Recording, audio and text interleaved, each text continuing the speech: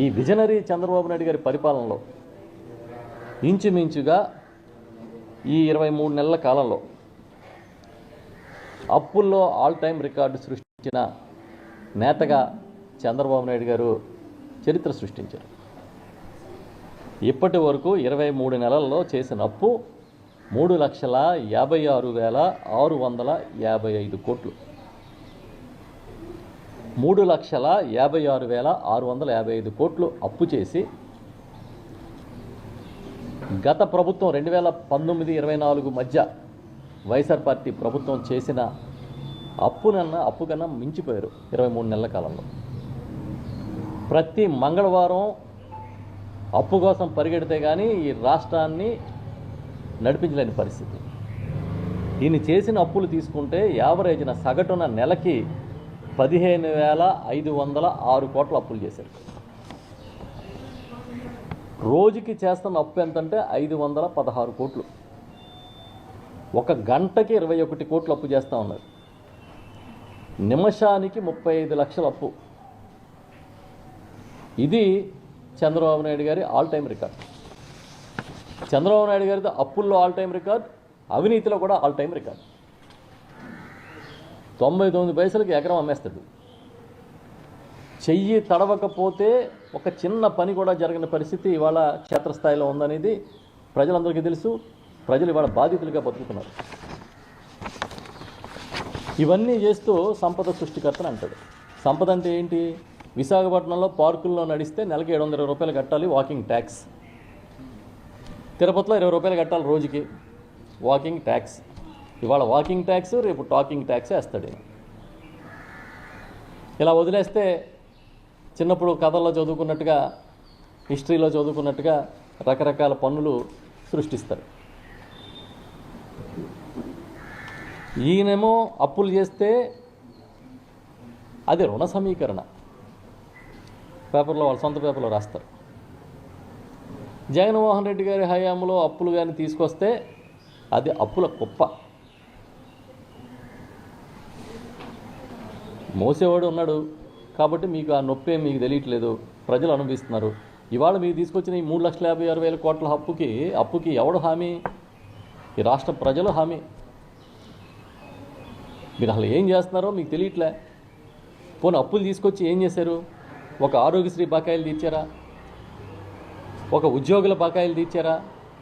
ఒక fee reimbursement బకాయిలు తీర్చారా? పలానా పనికి, పలానా ప్రాజెక్టుకి ఇది ఖర్చు పెట్టామని చెప్పగలుగుతారా? రైతులకి ఇన్పుట్ సబ్సిడీ ఇవ్వలేదు. ఆ మధ్యన వచ్చిన మోంతానా తుఫాను మొన్న వచ్చింది. మోంతా తుఫాను ఇన్పుట్ సబ్సిడీ డబ్బులు ఇవాళ వరకు దిక్కులేదు. మీరు వచ్చి నేను లేస్తే మనిషిని కాదు, వైఎస్ఆర్ పార్టీని గొడ్డల పార్టీ అనడం కాదు, మీ పార్టీని ఏమని పిలవాలి చెప్పండి. ఇప్పుడు దగా పార్టీ అనాలా, మోసం పార్టీ అనాలా? ఎందుకంటే ఏ వర్గానైనా వదలేరా మీరు? ఏ వర్గానైనా వదలకుండా మోసం చేశారా? అన్ని వర్గాలని మోసం చేస్తూనే ఉన్నారుగా.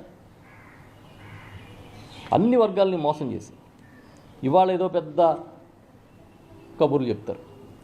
ఇవాళ విశాఖపట్నంలో పార్కుల్లో లేకపోతే నడవడానికి 720 రూపాయలు నెలకి మీరు ట్యాక్స్ అంటే మీ కథ ఎలా ఉంటుందంటే, విశాఖపట్నంలో యోగా డేకి 300 కోట్ల దాకా ఖర్చు పెట్టారు. లక్షలాది బ్యాట్లు కొంటారు. జనం మాత్రం ఆరోగ్యం కోసం రోడ్డు మీద నడిస్తే వాళ్ళ జేబులోంచి డబ్బులు లాక్కుంటారు. ఇవాళ రాష్ట్రంలో ఎంత దుర్మార్గమైన పరిస్థితులు, దారుణమైన పరిస్థితులు ఉన్నాయండి. ఎప్పుడన్నా మిత్రులు మీరు చెప్పండి, డీజిల్ దొరుకుతుందా? పెట్రోల్ దొరుకుతుందా? డీజిల్ కోసం ఏ బంకు దగ్గరికి వెళ్ళినా కిలోమీటర్ లైన్ ఉంది. ఇవాళ ఆక్వా రంగం కుదేలైపోయే పరిస్థితి. ఆక్వాకి కరెంట్ రావట్లేదు సరిగా. కరెంటు సప్లై కాకపోతే కనీసం జనరేటర్ మీదన్నా నడుపుకుందాం ఏరియేటర్స్ అంటే డీజిల్ దొరకదు. బిక్కుమంటూ ఆక్వా రైతులు ఈ ప్రాంతంలో గడుపుతున్నారు. మరోవైపు రెండో పంట వరి కోతల సీజన్ ఇది. యంత్రాలను అద్దెకి తెచ్చుకున్నారు. డీజిల్ లేక నడవని పరిస్థితి.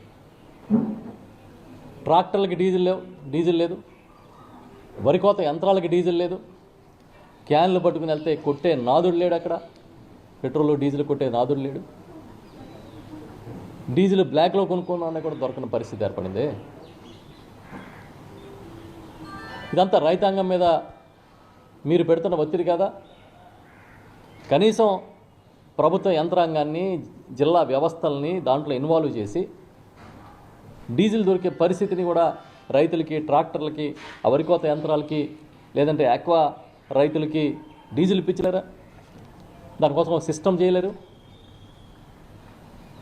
ఏది ప్రయారిటీగా మీకు తెలీదా? మరి తగుదనమ్మా నేను విజనరీని అంటే ఎలా? ఇవాళ నేను చెప్పింది అవునా కాదా కళ్ళ కట్టినట్టు ఫీల్డ్లో కనపడుతుంది, వెళ్ళి చూడండి.